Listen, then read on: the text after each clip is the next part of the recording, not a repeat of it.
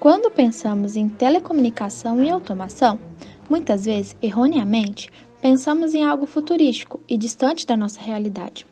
Entretanto, com a pandemia e o contato físico limitado, a telecomunicação se tornou essencial em nosso dia a dia, tornando assim a automação cada vez mais presente e acessível. Mas afinal, o que é telecomunicação e automação?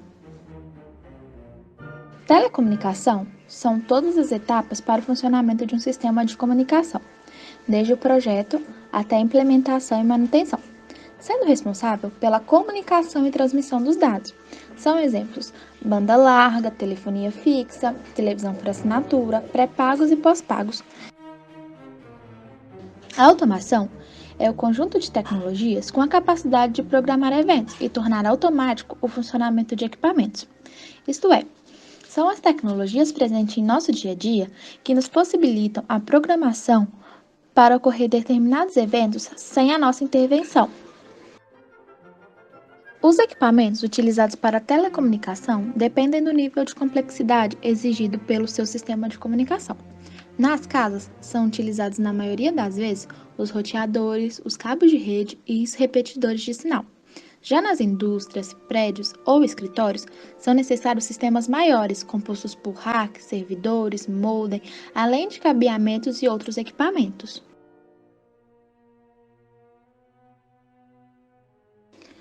É importante lembrar que os equipamentos utilizados na automação precisam ser programáveis para efetuar determinada função sem a nossa intervenção. Quando eu programo meu controle de temperatura para ligar o ar-condicionado 20 minutos antes de eu chegar do trabalho, ou quando deixo meu robô aspirador realizando a limpeza enquanto estou fora de casa, isso é automação. Podemos pensar que essa é uma tecnologia muito atual, mas quantas vezes vimos um detector de fumaça ou um sensor de presença acender as luzes enquanto passávamos? Isso são evoluções que já estávamos sofrendo na indústria 4.0 e que foram aceleradas devido à pandemia. Bom, boa noite a todos. Agora eu, Patrícia, vou dar continuidade aqui na nossa apresentação. Eu vou falar um pouco a respeito das etapas para instalação da rede, tanto nas edificações quanto em residências e etc.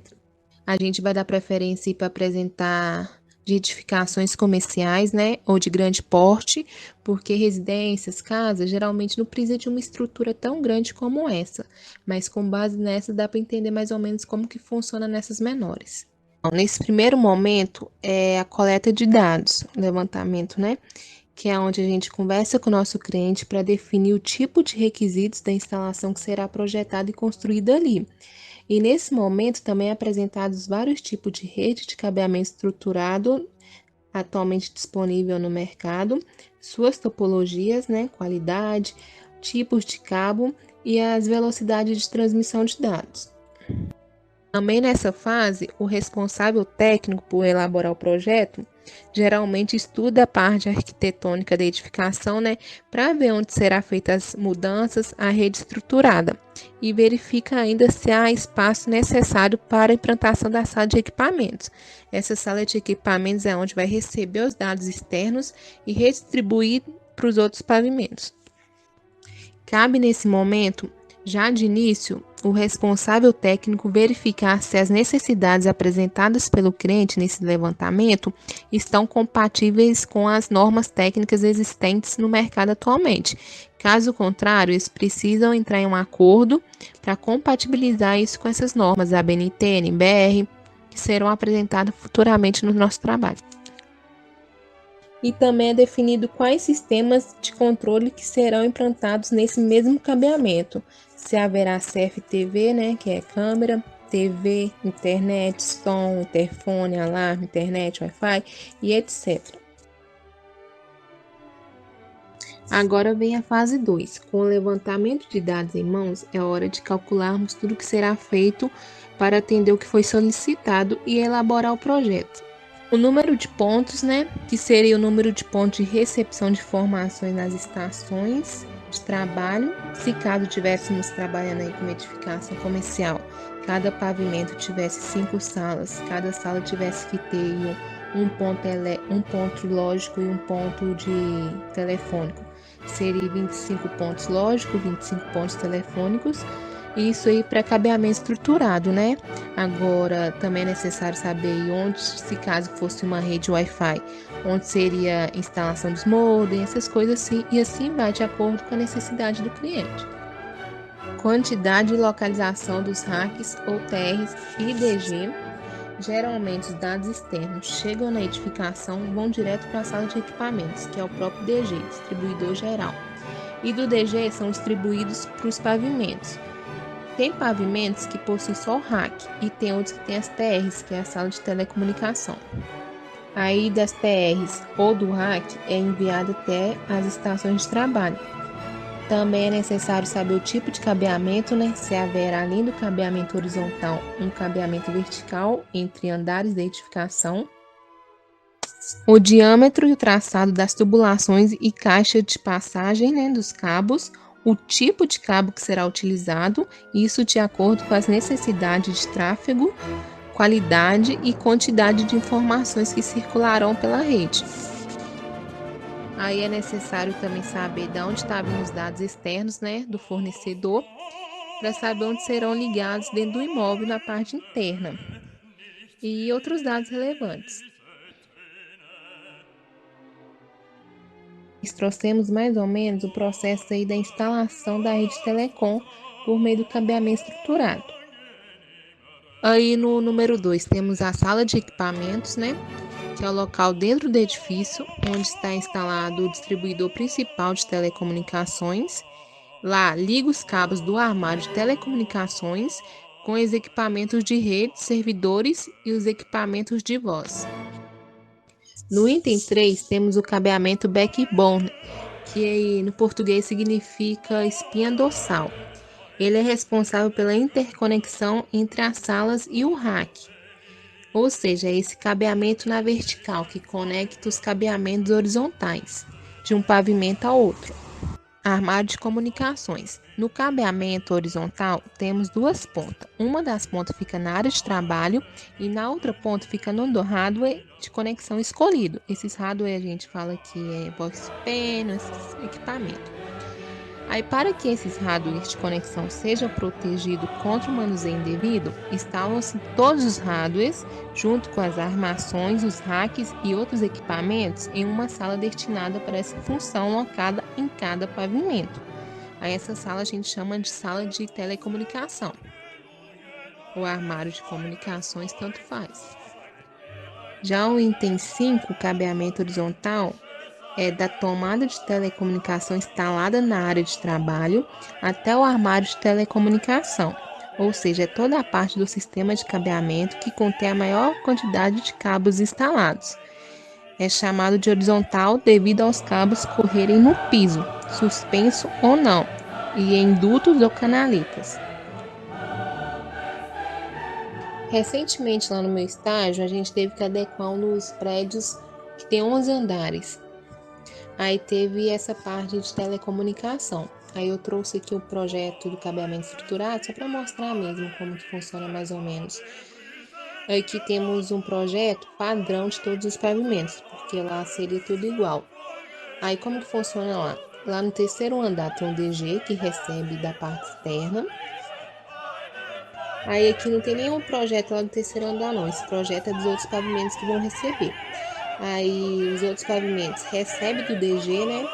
Só que nesses outros pavimentos não tem a sala do armário de comunicação, né? É próprio o rack fica exposto lá no pavimento. Aí o rack recebe do DG e distribui por todo o pavimento, como vocês podem ver nessa setinha azul tracejada. Aí ele cobre todo o pavimento. Aí é feito aí por eletrocário. Aí do lado esquerdo, né, tem a foto aí da central, que é do DG lá do terceiro andar. Tá até aberto porque foi bem no início das intervenções. Eu nem cheguei depois de tirar outras fotos. Aí desse rack manda para os demais pavimentos. Aí cada pavimento tem um rack desse que recebe do DG e faz a distribuição por todo o pavimento. Aí como vocês podem ver, tá até aberto, só tem um cabeamento. Não chegaram a colocar os outros equipamentos porque foi bem no início mesmo.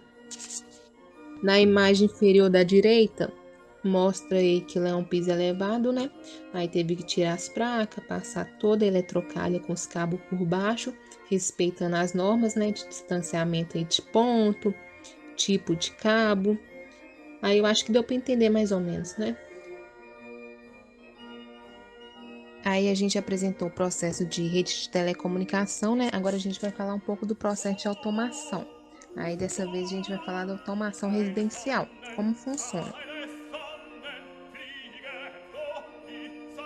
Como o próprio nome já disse, automação, né? Ação automática. Vamos dizer que você chega em sua casa e quer assistir uma série preferida, um filme, uma Netflix. Assim que você seleciona alguma dessas opções, a persiana será fechada, a luz apagada, o home theater ligado. Aí o ambiente ficará todo climatizado com a temperatura ideal para aquele momento. Isso tudo integrado a gente chama de automação, que não precisa de você fazer cada uma dessas etapas. Apenas uma já ativa todas as outras.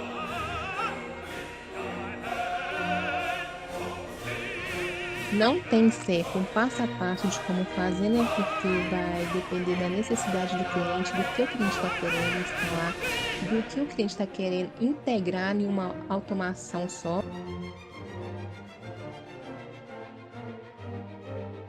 Mas basicamente é uma rede de hardware, comunicação e interfaces eletrônicas que trabalham para integrar dispositivos na rotina um dos outros via internet. Aí esses dispositivos, né, possuem sensores que são conectados por uma rede, geralmente ao Wi-Fi, e dessa forma é possível gerenciar mediante um smartphone, um computador, estando ou não em casa ou naquele lugar próprio. Agora nosso colega Moisés vai dar continuidade. Com vantagens, né, das casas automatizadas, a gente tem notado que, assim, a procura está muito grande, né? A procura está crescendo bastante e as pessoas estão cada vez mais buscando, né, locais na qual tem essas moradias sofisticadas, né? E, em consequência, tem gerado uma grande valorização desses imóveis, né? A lei, né, da demanda e da procura, né? E esse tipo de valorização é uma valorização alta, eu digo em torno de 20%. E uma outra vantagem bastante interessante é a segurança, né? A segurança de que você vai sair de casa, né? E se consegue acompanhar tudo ali pelos aplicativos. Então, sim, e bem dizer, esse é um dos maiores benefícios, né? Que é a segurança.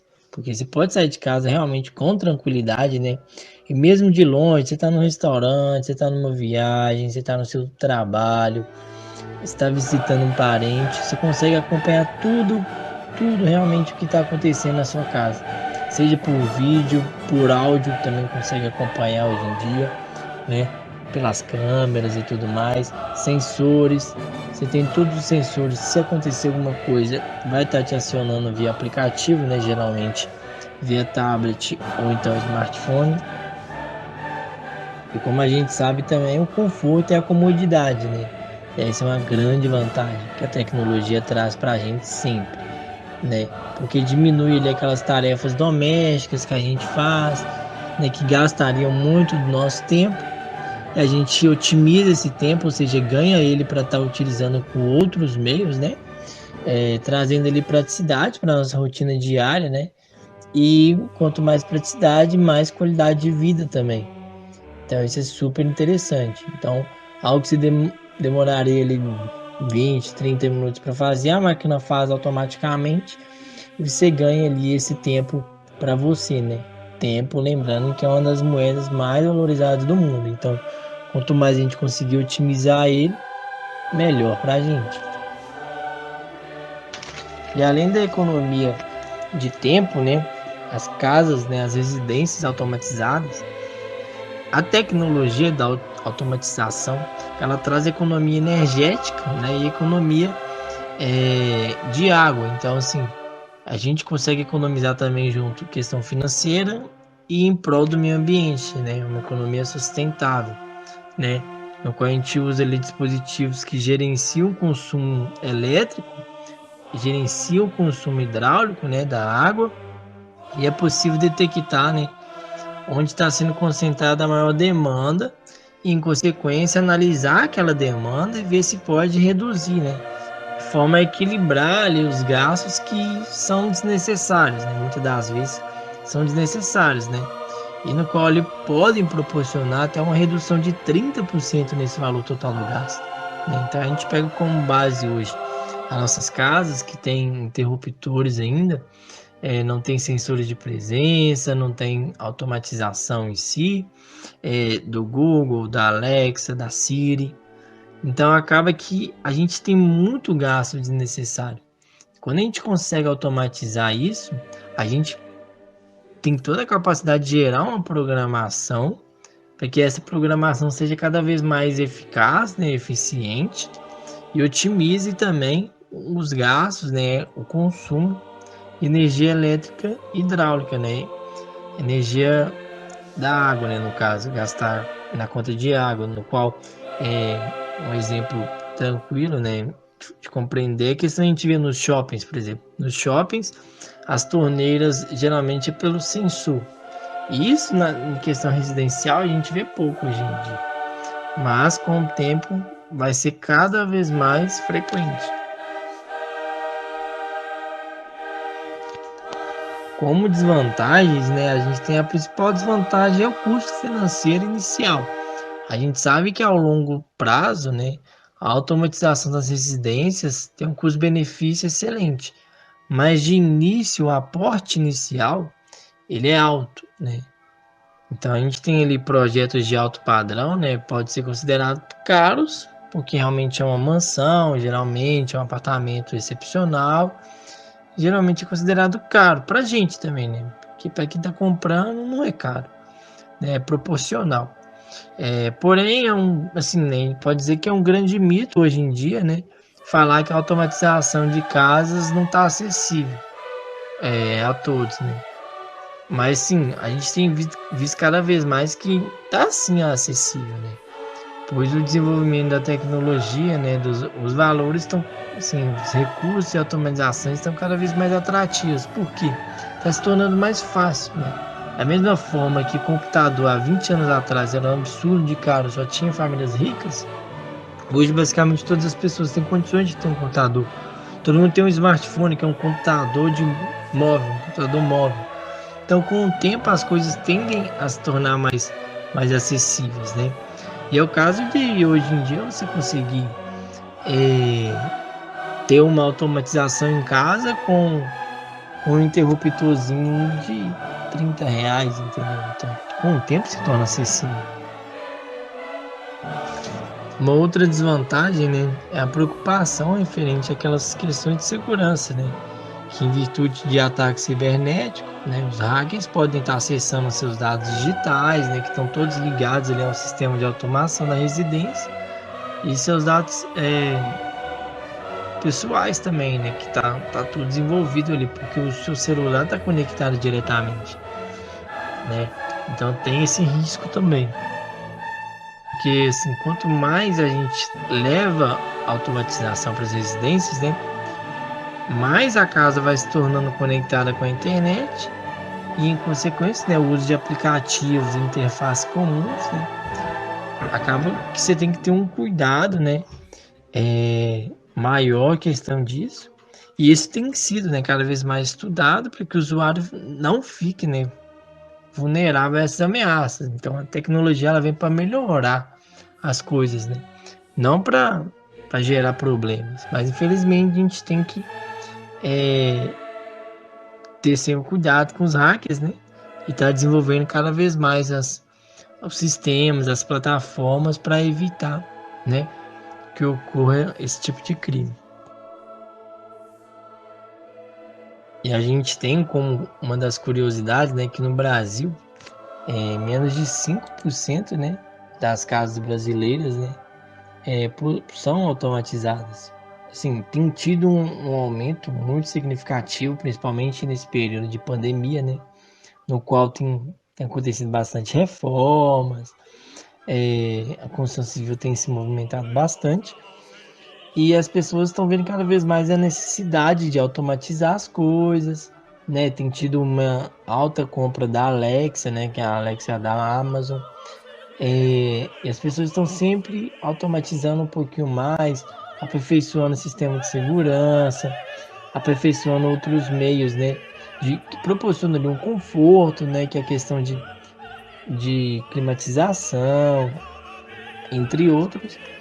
E isso tem crescido cada vez mais e com o tempo, assim, vai se tornar mais frequente. Outro ponto importante também, né, a gente frisar que os países de fora, né, lá na Europa, né, no continente europeu e nos Estados Unidos, que é uma grande potência, né, essa tecnologia já está presente em torno ali de 20-25% das residências. Então mostra que o Brasil está muito atrasado, mas com base nos últimos dados da Eurocid, a gente tem crescido bastante. O último crescimento foi de 3%, então assim, bem significativo mesmo. E vamos chegar cada vez mais, né? Tá avançando e automatizando sempre os processos, né? Para tá também proporcionando mais qualidade de vida para a gente. Aí você pensa, né?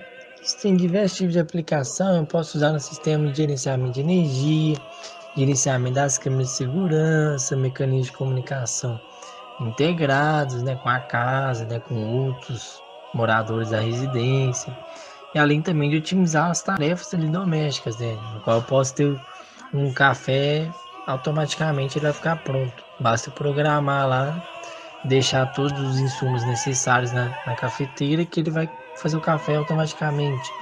Quanto que custa isso, Moisés? É caro? Como que funciona?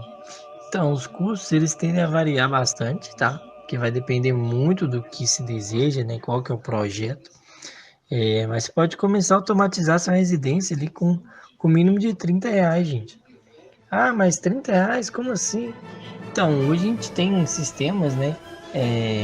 São interruptores Wi-Fi, que são super simples. Você compra eles no Mercado Livre, qualquer loja na internet, então lojas no centro mesmo. Custa ali R$ 25, R$ 27. E eles já conseguem automatizar o sistema de iluminação de forma bem simples, né? Com tutorial na internet, no YouTube, você consegue automatizar o sistema de iluminação para o smartphone. Então isso é muito bacana. Ou seja, tem se tornado cada vez mais acessível esse tipo de tecnologia, né? Mas a tecnologia é para todos os gostos, né? Então a gente tem também outros sistemas de iluminação que são mais sofisticados, que você não gasta ali R$ 30. Esse sistema mais sofisticado, complexo, ele pode ser instalado ali na faixa de uns R$ 2.000 ou até mais que isso. Então vai depender muito do que está proposto, né? Qual que é o projeto desejado. Mas se for pensar em algum macro, né? Em projetos, por exemplo, de plataforma de segurança, que inclui iluminação, ar-condicionado, cortinas, né? Geralmente persianas também, sistema de som, TV, circuito de segurança em si, aí podem, né, ser instalados na faixa ali entre uns 18 mil a R$ 400.000, né? Depende da demanda ali dos recursos, né? E do que se pretende com o projeto. Mas sim, de forma resumida, né, de forma geral, a gente pode dizer que utilizando as instalações mais complexas em si, é possível que os preços, né, da automatização, né, da telecomunicação em si, junto com a automatização dos processos, né, dos sistemas, das funcionalidades, o custo pode gerar em torno de 3% do valor da obra. Então a gente pensa, uma obra custa R$ 100.000, essa obra vai custar R$ 100.000. Então basicamente de telecomunicação e automatização, eu vou gastar em torno de 3%, que seria ali R$ 3.000, e proporcionalmente, né, para outros valores de obras em si. Basicamente é isso, pessoal, que a gente gostaria de abordar. Vai ter um vídeo explicativo agora, né, que detalha um pouquinho de como que é o método construtivo, o método da aplicação em si, né, da automatização. Aí vamos acompanhar. Quem tiver qualquer dúvida pode entrar em contato conosco. A gente está à disposição, beleza?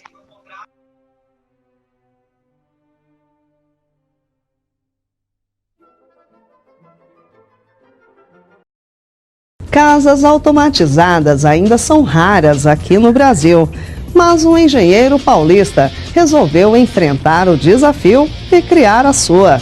O resultado foi uma residência completamente conectada, que tem tudo controlado por um sistema computadorizado, que, é claro, também pode ser acionado pela internet. De quebra, a casa também acabou se transformando numa referência em termos de economia na manutenção e também de respeito ao meio ambiente.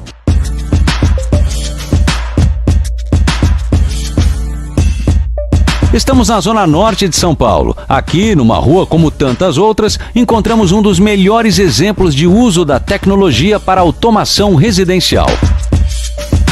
O projeto é a materialização do sonho de um engenheiro eletrônico. A ideia? Juntar tecnologia e sustentabilidade. João Barassal, carinhosamente chamado de Professor Pardal, é o criador e desenvolvedor do projeto que foi batizado de Smart Eco House. Você ficou curioso? Bom, então vamos conhecer a casa inteligente agora.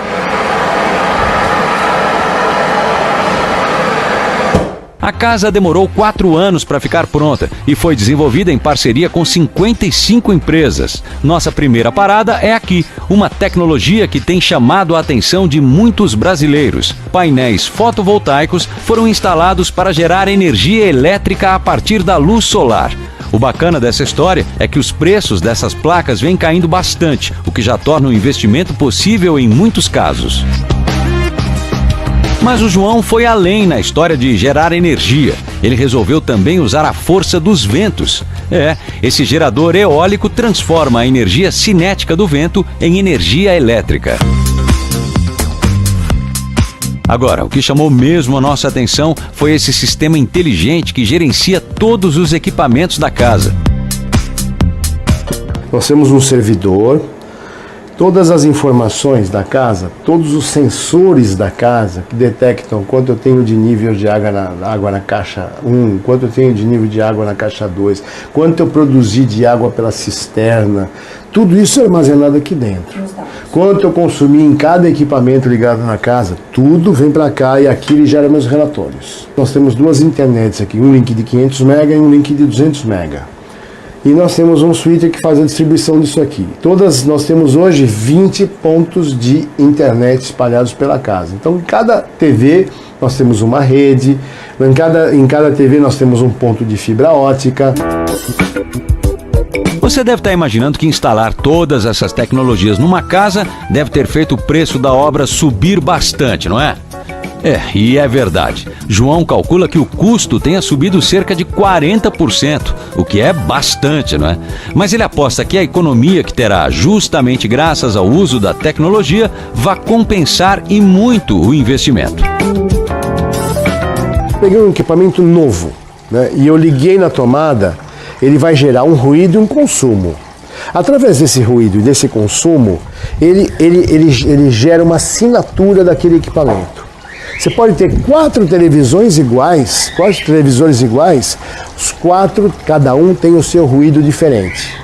E ele gera um ruído e um consumo e ele levanta um IP para aquilo lá. Então o que acontece? Ele começa a nomear cada equipamento que está ligado na tua rede. Se de repente um desses equipamentos sai do normal, ele vai acusar, fala, esse cara está com defeito, porque ele tá funcionando direto e não desligou. E isso você consegue ver. E quando você consegue ver, você consegue entender aonde você consegue economizar.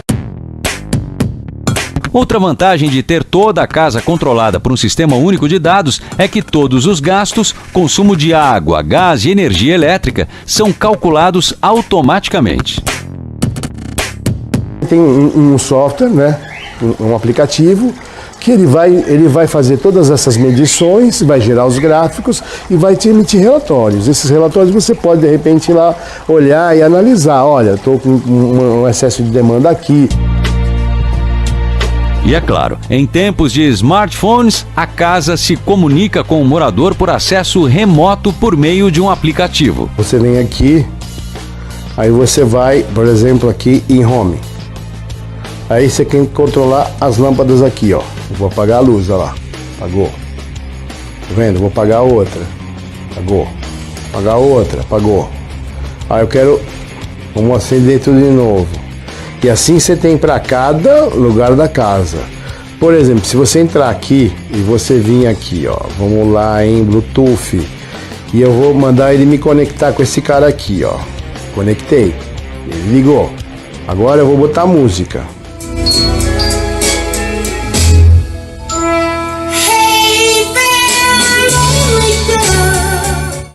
Essa casa é a materialização do sonho do engenheiro, mas é também sonho de muitos que adoram tecnologia.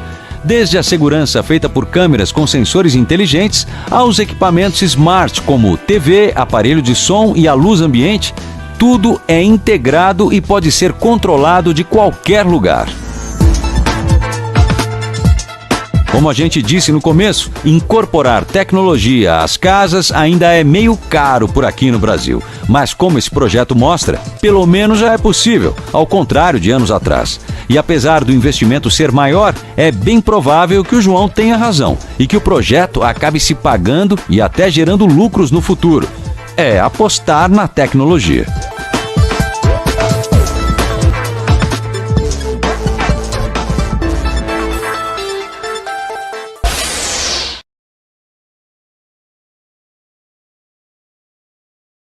Deixamos aqui, se alguém tiver interesse depois, as normas que envolvem a rede de telecomunicação e automação e finalizamos nosso trabalho. Obrigada!